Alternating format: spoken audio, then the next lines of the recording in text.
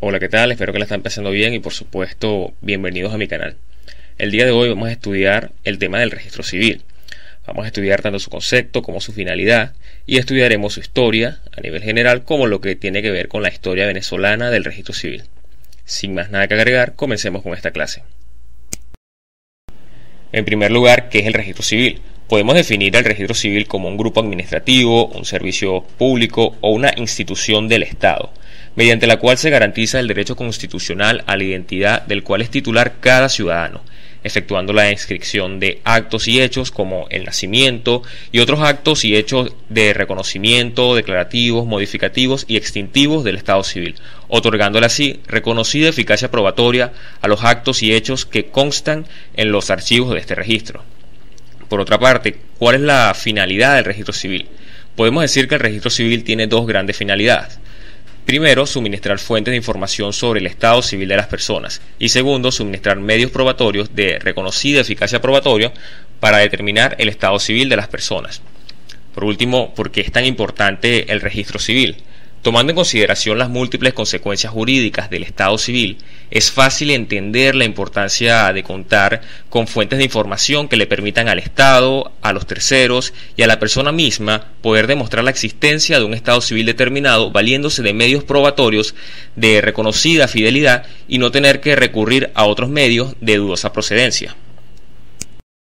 Historia del registro civil. Edad Media. En la Edad Media, hasta mediados del siglo XIV, no nos encontramos ninguna institución análoga al registro civil. Y para probar el estado civil de las personas era necesario tener que acudir a los medios probatorios ordinarios y muy especialmente a las pruebas testimoniales. Por ejemplo, para probar la edad de una persona se solía recurrir al testimonio bajo juramento del padrino y la madrina, junto con el testimonio del sacerdote que hubiera bautizado al sujeto. Es fácil notar la dificultad de probar el estado civil bajo estas circunstancias, pues era necesario apelar a la memoria, veracidad y honestidad de terceros que debían determinar un hecho que habían apreciado, cuando muchas veces estos terceros al presenciar el hecho era poco su interés, o que al testificar lo hacían con ánimo de mentir, y que en casos más extremos estos terceros no podían ser hallados. Ahora bien, a partir del siglo XIV y especialmente en el siglo XV, aparecen y se generalizan los registros de los párrocos católicos, los cuales estaban dirigidos a tres hechos: nacimiento, matrimonio y la defunción, que corresponden a las tres ceremonias religiosas: bautizo, matrimonio y exequias. Estos registros iban dirigidos a asegurar el respeto de las leyes canónicas sobre las restricciones a las libertades de matrimonios, como también a constituir una contabilidad de ingresos de las ceremonias ya mencionadas.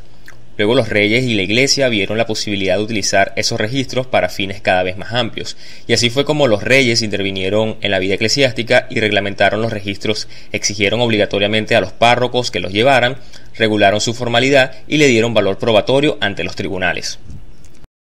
Ahora vamos a hablar sobre el caso francés. Antes de iniciar, recordemos que nuestro registro civil es de un modelo francés, por ello es de gran importancia este punto. Bien, la utilidad que los registros parroquiales tenían para el Estado estaba limitada porque solo se refería a los católicos.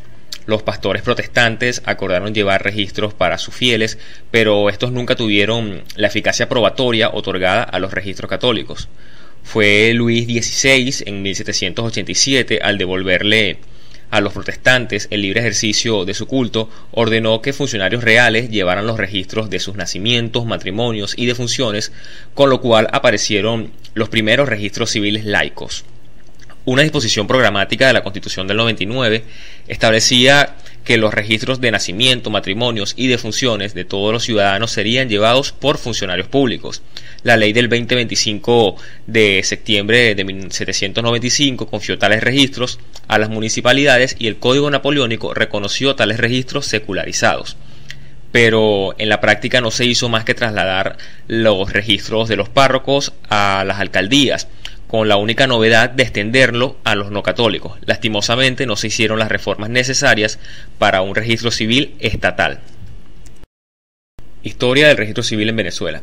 En Venezuela se introdujo el registro civil secularizado del modelo francés en 1873, por decreto de Guzmán Blanco. Por lo demás, los registros parroquiales y católicos se siguieron llevando y las partidas eclesiásticas conservan valor legal por los siguientes motivos. A. sirven para probar los actos y hechos ocurridos antes de 1873, con la salvedad de que su certificación requieren ser expedidas por el juez de parroquia o municipio para que produzca efectos civiles. Esto se establece en el artículo 463 del Código Civil. Y B. Tienen valor de presunciones en los juicios dirigidos a obtener pruebas supletorias de la partida de estado civil. Antes de seguir con el video, quiero decir que en el transcurso de la clase he utilizado mucho la palabra secularizado y no me queda claro si todos manejan el significado de esta palabra. Esto lo que quiere decir es el cambio de un modelo religioso a un modelo estatal. Por ejemplo, las partidas que tenían fines exclusivamente religiosos de los párrocos católicos pasaron a ser del Estado, por lo cual empezaron a tener un carácter institucional. Bien, sigamos con el video. Condiciones de un buen registro de estado civil. Un buen registro civil debe ser completo, centralizado y público. Completo, en el sentido de que abarque todo el conjunto de actos y hechos que tengan relevancia en materia de estado civil. Es decir, no se trata de que el registro civil comprenda solo nacimientos, matrimonios y defunciones, sino que abarque toda una serie de actos y hechos determinantes y modificativos del estado civil. Centralizado, en el sentido de que lo ideal sería que toda la información relativa al estado civil de las personas se encuentren registradas en una misma oficina y, si es posible, en un mismo expediente o folio. Y por último, público. Aquí nos referimos a que toda persona pueda acudir al registro para obtener las copias de las actas de las partidas que estime conveniente. Críticas de nuestro sistema de registro civil. Debemos decir que nuestro registro civil presenta una serie de defectos, pero es necesario traer a colación que dichos defectos son comunes en varios registros civiles.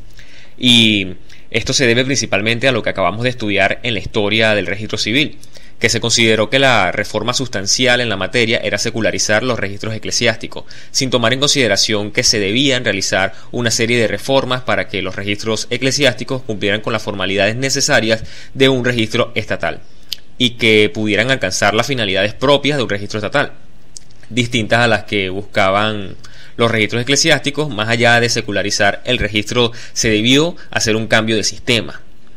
Bien, pasemos directamente a cuáles son las críticas de nuestro sistema. Primero, nuestro registro civil gira en torno a tres actos principales que son el nacimiento, el matrimonio y la defunción. Cabe destacar que en nuestra legislación se ha ordenado inscribir en el registro civil otros actos y hechos relativos al estado civil distintos a los tres mencionados, pero existe una vasta cantidad de actos y hechos de estado civil, entendido en el sentido amplio, que no se inscriben en el registro civil, dejando gran vacío en lo referente al estado civil del ciudadano, teniendo así un gran problema para cumplir el requisito de ser un registro civil completo. Segundo, nuestro registro civil resulta ser un tanto disperso por cuanto las partidas y otros documentos relativos al estado civil de una persona no se registran en un mismo folio o expediente y ni siquiera en una misma oficina, no cumpliendo el requisito de ser centralizado. Y por último y tercero, por otra parte, en publicidad, a diferencia de otros registros civiles, nuestro registro civil no presenta inconveniente, pues la ley establece la obligación a los funcionarios de mostrar los libros y los comprobantes respectivos a aquellas personas que los soliciten y de expedir las certificaciones y copias solicitadas, y esto se encuentra en el artículo 456 del Código Civil. Ahora vamos a estudiar el caso del registro civil y electoral. Las constituciones anteriores no establecían ninguna disposición relativa a la competencia de quien le correspondía la competencia para llevar el registro civil. Pero la Constitución del 99, al crear el poder electoral, le atribuyó la competencia al crear la Comisión de Registro Civil y Electoral. Con ello nació la duda de que si todo el registro civil formó a ser competencia del poder electoral o si existiría una duplicidad de registros, es decir, existiría un registro civil y uno electoral, hoy en día separados. La Sala Constitucional del Tribunal Supremo de Justicia, en sentencia 2 de octubre del 2003, interpretó las disposiciones de la Constitución de la siguiente forma. Dijo: como la Constitución no estableció a ningún poder la competencia sobre el registro civil, pudo otorgarle la competencia al poder electoral sobre el registro civil y derogar el Código Civil y cualquier otra norma sobre la materia, pero no lo hizo. Así que decidió cumplir con nuestra Carta Magna sin alterar nuestra tradición jurídica, en base a que lo esencial es que sea el poder electoral el que, a través de su Comisión de Registro Civil y Electoral, sea el que controle y centralice el registro civil, el cual debe ser único. En consecuencia, como la disposición constitucional permite atribuir la competencia a otro poder distinto al electoral, y como la ley orgánica del poder electoral dispone que la centralización de la información del registro civil se forma de la manera prevista en la ley respectiva, es al Código Civil al que hay que acudir, pues es él el que proporciona la regulación acerca del registro civil. En ese sentido, queda de pie todas las normas del Código Civil que no colidan con la Constitución del 99. Y es por lo tanto que el Código Civil es quien regula la materia de registro civil, mientras el legislador no modifique la situación jurídica actual. Terminado con esto la clase, vale la pena aclarar que este video va dirigido a establecer una introducción sobre el tema de registro civil, el cual iremos desarrollando en videos posteriores. Sin más nada que agregar, muchas gracias por su atención.